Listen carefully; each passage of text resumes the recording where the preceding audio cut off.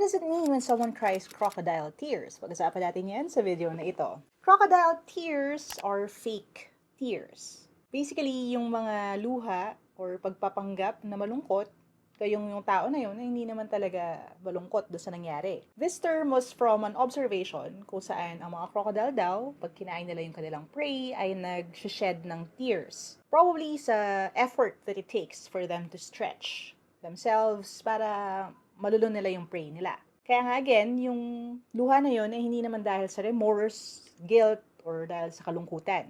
Kaya ang person who sheds crocodile tears is also faking it. So kung gusto natin gamitin ng sentence, you could say, those are just crocodile tears. He was the one who plotted against her. Huwag ka maniwala, peke yung mga luha na yan. Siya pa nga yung magplano ng masama sa kanya. Alright, that's today's idiom. If you want full video lessons, we have more on YouTube. Meron din tayo sa playlist sa baba. And don't forget to follow me for more.